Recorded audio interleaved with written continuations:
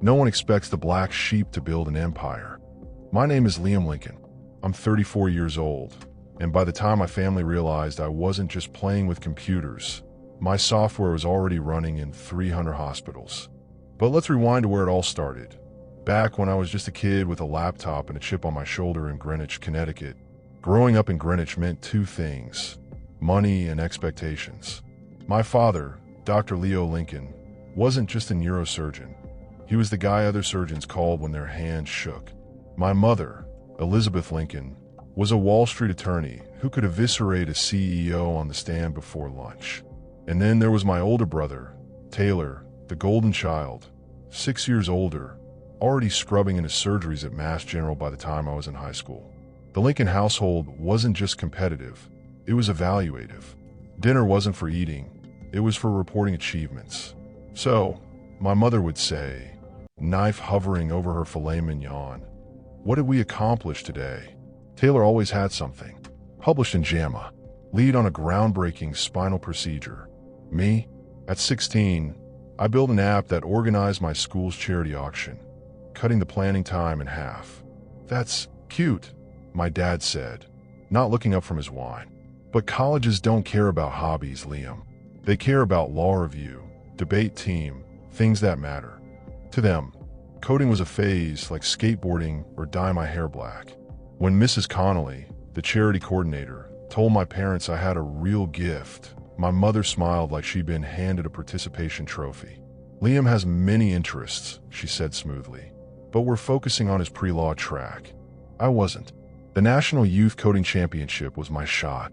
I spent months building an inventory system for small businesses. Clean, efficient, brilliant, if I say so myself. The finals? Same day as Taylor's celebration of excellence dinner for his med school acceptance. "We're so sorry, sweetheart," my mom said, already straightening Taylor's tie. "But this is his moment. You understand, right? I competed alone. Won first place. The judges, actual Silicon Valley engineers, told me I had the kind of mind that builds the future." I came home clutching my trophy to a house full of relatives, toasting Taylor. "Oh, that's nice, Liam," my dad said, barely glancing at it before refilling his scotch. "Taylor just matched at Mass General, by the way." That night, I made a decision. I wouldn't beg for their approval anymore. I'd build something they couldn't ignore. The best revenge is building something they said you never could. I still remember the look on my father's face when I tore up the Wharton acceptance letter. It was April 2020, and the Lincoln family dining table, polished mahogany, imported Italian china, had become a war zone. My mother's manicured fingers clutched her wine glass like it was the only thing stopping her from strangling me. "You're throwing away a top-tier finance education," Leo said, voice dangerously calm. "For what?" "A public school coding boot camp." NYU's Tandon School of Engineering wasn't a boot camp, but to them, anything outside Ivy League might as well have been community college. "It's ranked top 10 for computer science," I said, pushing my untouched salmon around my plate. "Rankings don't pay the bills," Elizabeth snapped. "Do you think Mark Zuckerberg needed Harvard?" "No, he left because he already had the idea." "You're just drifting." Taylor, home from his residency, tried to mediate in that infuriatingly condescending way of his. "Come on, Liam's smart. He'll burn out on this tech phase and transfer to Columbia by junior year." I smiled. Let them believe that. NYU's campus was a different planet. No more hushed conversations about LSAT scores or surgical fellowships. Just a sweaty, over-caffeinated mass of kids who cared about algorithms instead of alumni networks. I ached with the novelty of it. My dorm roommate, a film major who blared French New Wave soundtracks at 3 a.m., called me the most intense person he'd ever met. He wasn't wrong. I took 21 credits that first semester, surviving on vending machine Snickers and the adrenaline of finally learning things that mattered. Then, in advanced systems design, I met John Bush. 6'4", built like a linebacker, with a Chicago accent thicker than deep dish pizza. He'd taught himself to code at 12 after his dad lost his job to an ERP system error. "So you're the guy who corrected the professor's Python syntax," he said, sliding into the seat next to me. "Ballsy move for a freshman." We became lab partners, then friends. Then, when we finished the semester's final project, a hospital inventory tracker, in 48 sleepless hours, adding AI diagnostics for fun, we became something else. We could sell this, John said, staring at the glowing code on my laptop. I laughed. To who? Every understaffed ER in America. The idea for MediSync was born in a shitty Bushwick diner at 2 a.m., fueled by stale coffee and John's rage. His younger sister, Mia, had just been slapped with a $12,000 bill for an ER visit her insurance had already approved. They lost the freaking paperwork, John growled, crumpling the invoice. Asterisk. How is this legal?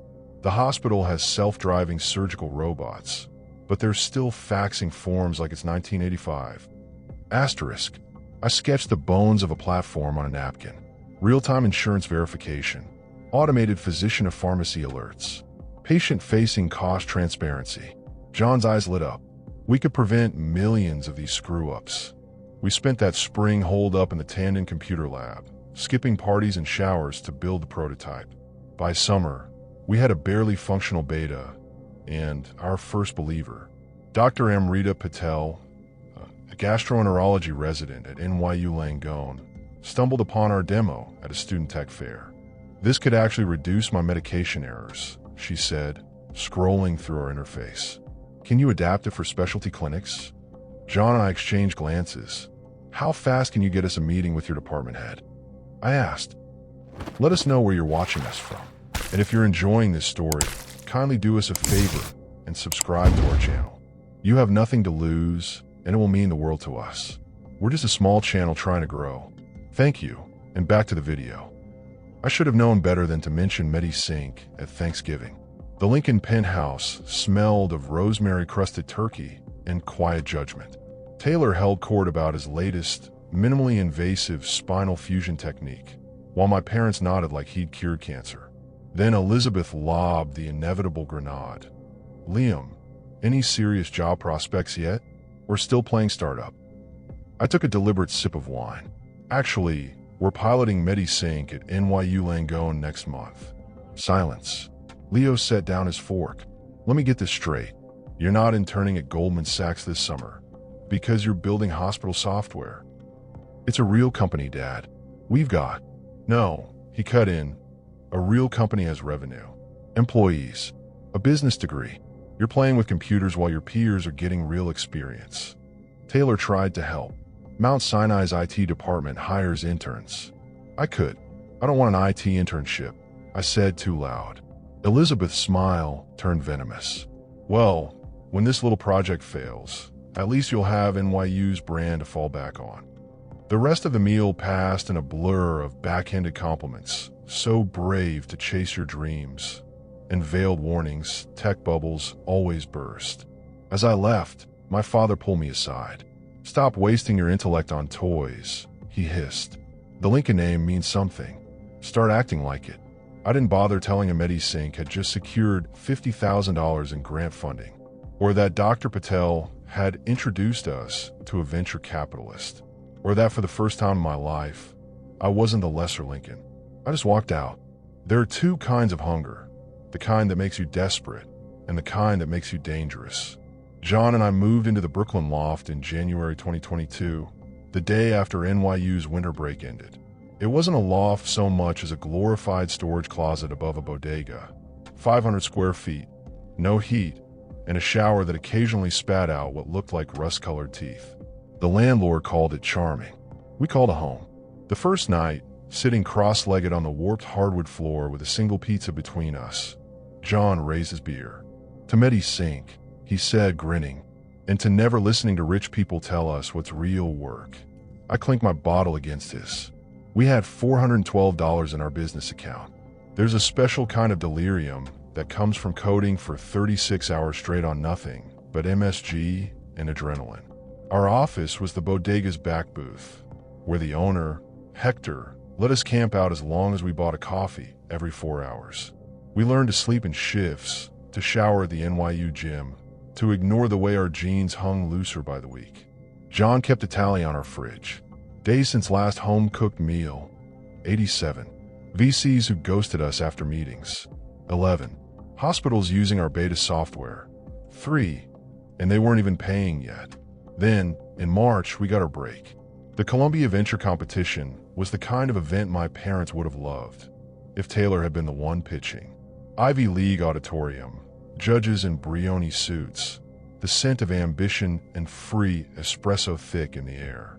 We were the underdogs, the public school team with the hand-me-down blazers. John elbowed me as we waited backstage. Check out the competition. Yale's got some blockchain for goats thing, and Princeton's guy looks like he's never eaten a carb in his life. I barely heard him. My pulse roared in my ears as I stared down at our slide deck. Slide 4. MediSync reduces billing errors by 62% in pilot data. Slide 7. Saves hospitals $18,000 per bed annually. Slide 10. Currently in talks with NYU Langone for system-wide rollout. A stretch. We'd had one exploratory coffee with an admin. Then it was our turn. 12 minutes. That's all we had to convince them. John handled the demo, his linebacker frame commanding the room as he flawlessly navigated our interface. I dropped the hammer. Right now, a nurse in Queens is manually faxing a prescription because her hospital software is older than she is. A family in the Bronx is being bankrupted by a billing error your startups could have prevented. Healthcare isn't broken because we lack technology. It's broken because tech forgot real people. Silence. Then applause. We won the $75,000 grand prize. The money bought us 3 things. Aisha Patel, a razor-sharp MIT grad who'd built AI models for NASA and wanted to actually help people for once. Real servers goodbye. Jury-rigged AWS free tier. 1-1. Celebratory steak dinner where we all cried into our ribeyes. By summer, we'd landed our first paying client, a chain of urgent care clinics in Jersey. The contract was only $15,000, but when the wire hit our account, John printed it out and taped it to the fridge like a toddler's crayon drawing. "Look at us," he whispered. "We're a real goddamn company." That Christmas, I drove my 2012 Jeep Cherokee, mismatched door, check engine light permanently on, to Greenwich for the annual Lincoln Gala.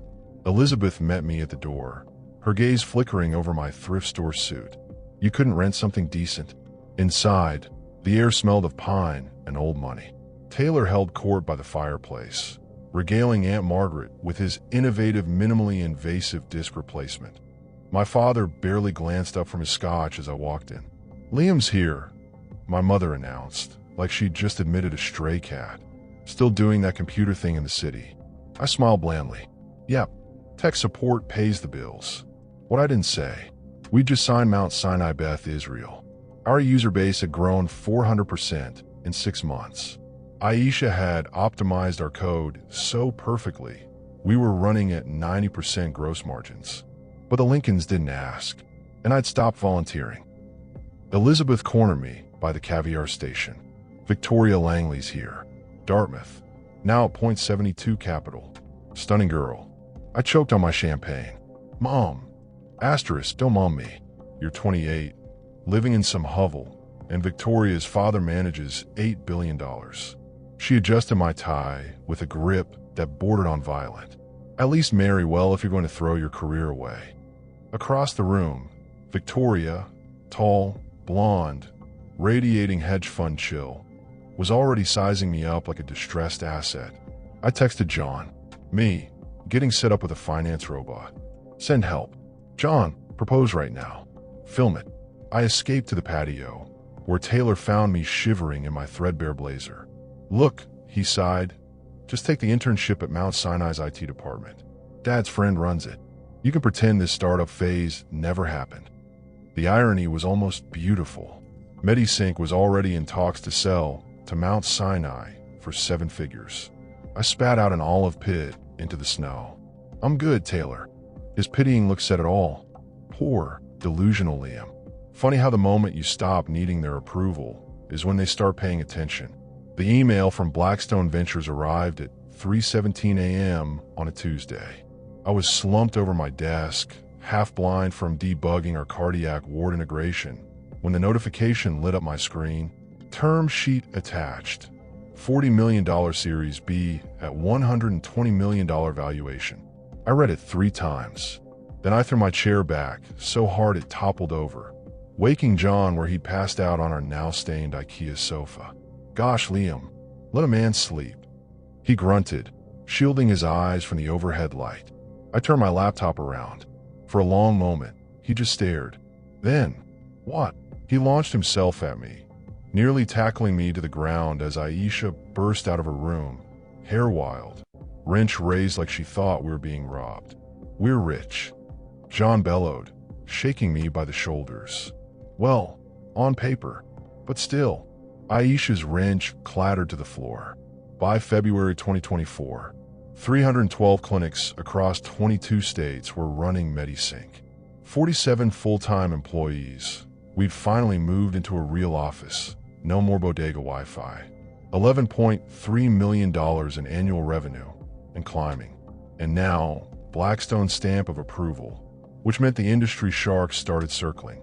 The first acquisition feelers came from Horizon Health, then Cerner, then Summit Health Tech wants a meeting, Aisha said, tossing her phone onto the conference table. Their M&A teams flying in from Boston. John whistled. "Aren't they like the Google of hospital IT?" I pulled up Summit's leadership page and froze. Director of Acquisitions, Ella Whitmore. "Oh, you gotta be kidding me," I muttered. John leaned over my shoulder. "Wait, Whitmore? As in, Taylor's fiancée Ella?" "Yes." Aisha burst out laughing. "This is beautiful. Does she know?" I shook my head. "We've never met. Taylor's kept her away from the disappointing brother." John's grin turned feral. "So let me get this straight. The woman about to marry Dr. Perfect is going to beg us for a deal." I closed the laptop. "We're not telling her." The summons came via my mother's trademark guilt text. "Elizabeth, Taylor proposed. Engagement dinner per se. Saturday, 8 p.m. Wear tie. Per se. $355 per plate before wine." Of course Taylor would propose there. I arrived late on purpose, just in time to see Ella Whitmore in the flesh for the first time. She wasn't what I expected. No cold, corporate armor. Just a sharp-eyed brunette in a deceptively simple navy dress, laughing at something Taylor said with genuine warmth. "Liam." My mother air-kissed my cheek. "This is Ella. Ella, our youngest. He does something in computers." Ella extended her hand. "Nice to finally meet you. Taylor says you're brilliant with tech." The condescension was so subtle, I almost missed it. "I get by," I said, sliding into my seat. The dinner was a masterclass in Lincoln Family Theater. Taylor, modestly, mentioning his new attending position at NYU Langone, where we just replaced their entire record system. Elizabeth grilling Ella on her little tech job. Leo holding forth on real doctors versus hospital administrators. Then, actually, Ella said, sipping her Bordeaux, Summit's acquiring a revolutionary startup right now. The founder's a genius, completely reimagined patient data flows. My father perked up. Medical software? Taylor, you should introduce Ella to Langone CIO. It's called MediSync, Ella continued. The founder's famously private. No photos, just a first name on the website. Liam, actually. The table went dead silent. Taylor's fork froze midair. Elizabeth's wine glass hovered halfway to her lips. Ella blinked. "What?" I dabbed my mouth with my napkin. "That's me." For a full 5 seconds, no one moved. Then, "Bullshit," Taylor spat. Ella's head swiveled between us. "Wait, you're the Liam Lincoln who founded MediSync." "Co-founded," I corrected. "John Bush is our CTO." My father made a sound like a deflating balloon. That app you were tinkering with is worth. Blackstone just valued us at $120 million, I said calmly. Summit's offer is north of $200 million, but we're not selling yet. Elizabeth's face did something fascinating. Part shock, part calculation, like she was mentally rewriting every family photo caption to include tech visionary. But it was Taylor's reaction that stuck with me. Not anger, not pride, betrayal. Like I'd cheated at a game he didn't realize we were playing. Ella leaned forward, eyes alight. "You're kidding. I've been trying to get a meeting with you for months." Funny how that works, I said, meeting Taylor's glare. Turns out the disappointment was building something you'll all be using soon. The waiter chose that moment to arrive with dessert. Chocolate souffle, he announced, oblivious to the nuclear tension, with gold leaf garnish. I stood, tossing my napkin onto the table. I'll take mine to go. Money doesn't change people. It reveals what they valued all along. The morning after Ella outed me at per se, my phone became a war zone. TechCrunch alert. MediSync founder revealed. Reclusive genius is Lincoln Black Sheep. Elizabeth, 5:17 a.m. CNBC wants us for Mother's Day special. Send revenue stats ASAP. Leo, 5:23 a.m. We need to discuss family representation. I silenced them all. Let them marinate. By noon, Summit Health Tech's board had emergency convened. Their new offer hit my inbox via Ella's personal address. $275M. Full autonomy. With Taylor CC like some twisted olive branch. John nearly spit out his coffee.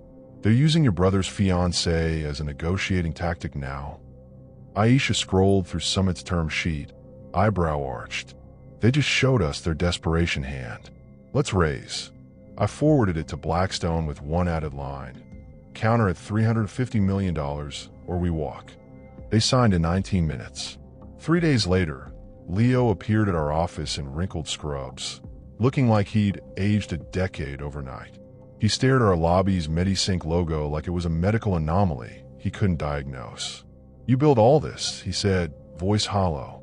John leaned back in his chair, mostly between midnight and dawn, fueled by ramen and middle fingers.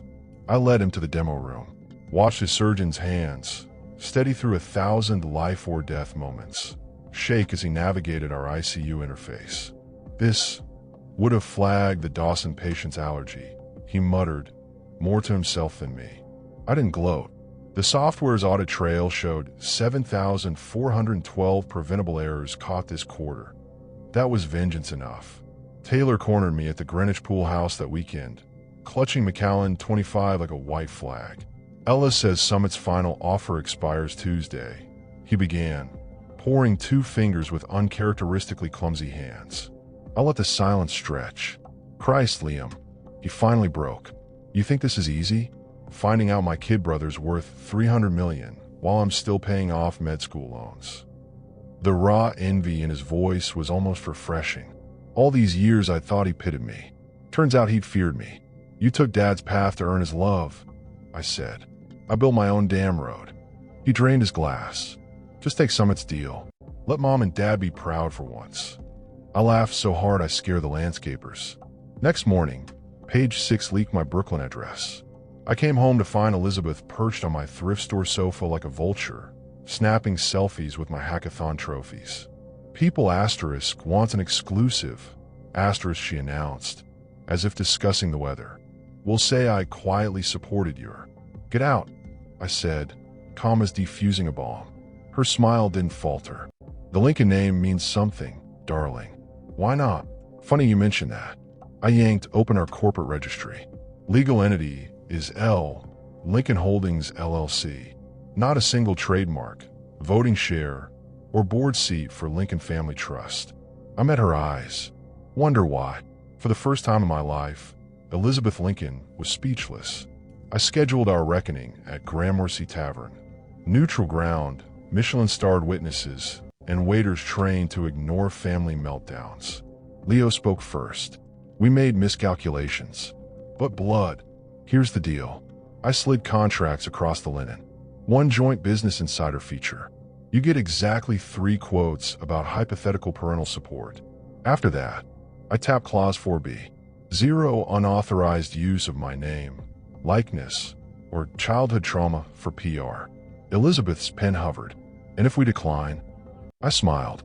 Then I tell 60 Minutes how you try to frustrate my efforts in my younger years. They signed. The hardest part of success isn't proving them wrong. It's learning to stop keeping score. By summer, the fallout took unexpected shapes. Leo began quietly piloting MediSync in his hospital's ICU. When the New England Journal of Medicine published his study showing 41% fewer med errors, he listed me as co-author without asking. I let slide. Taylor and Ella postponed their wedding. Not because of you, Ella assured me over whiskey at our now weekly tech gossip sessions. Turns out your brother hates being the less impressive one at his own reception. But he's coming around, she laughed. Elizabeth became Forbes' favorite tech mom visionary, though her quotes suspiciously mirrored my TED Talk verbatim.